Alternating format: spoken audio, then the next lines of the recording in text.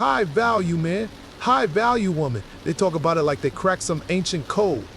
Like they're stockbrokers who finally figured out the secret to the human heart. They lay it all out on a spreadsheet.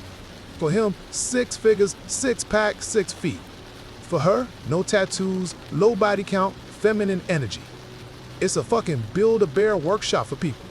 And millions of lost, lonely souls are listening to this shit, taking notes like it's the goddamn gospel. It's not a framework for happiness. It's a credit score for your soul. It's the ultimate reduction of a human being into a set of marketable assets. You're not a person anymore. You are a walking, talking bundle of statistics. Your personality, your kindness, your weird sense of humor, the way you hum when you're thinking, none of that makes the list. It has no market value. You are judged not by who you are, but by the checklist you fill out. It's the most efficient way to hate yourself ever invented, because there's always one more box you haven't ticked. So you got the guys, they're in the gym at 5 a.m., chugging protein shakes, listening to podcasts about mindset on their way to a job they hate, all to get that magic number in their bank account. They're not building a life, they're grinding to level up a character in a video game. And they're miserable because they've been told that love and respect aren't things you earn through character, they're things you purchase with status. They become these perfect, polished, empty statues. They have everything on the list, but they have no self because they sacrificed it all to meet the criteria. They get the girl, and then they're terrified of losing her because they know she isn't there for him. She's there for the stats. And the women, it's even more brutal. The list they're given is a list of things that time will steal from them. Youth, beauty, fertility. They are told that their highest value lies in assets that are, by their very nature, temporary. Just it's a built-in time bomb. It teaches them to be a prize, a passive object to be won, not an active player in their own life. Be agreeable, be submissive. Don't have a past. Be a clean slate for the high-value man to write his story on.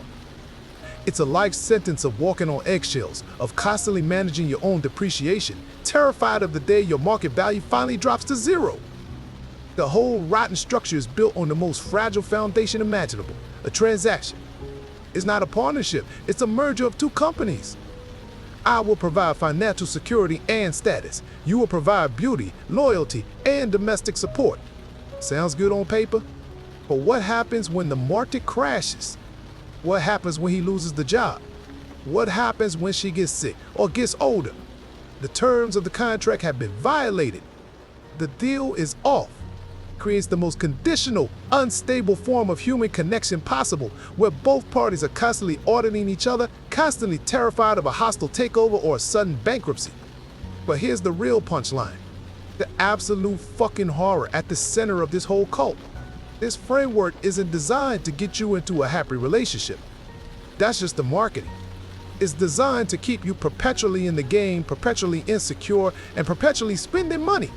The gurus selling this shit don't get rich when you find love and log off. They get rich from your misery. They get rich from your striving. They sell you the course, then the coaching, then the supplements, then the mastermind group. They create a problem, your inherent inadequacy, and then they sell you an endless subscription to the solution. The goal isn't for you to win. The goal is for you to keep paying to play.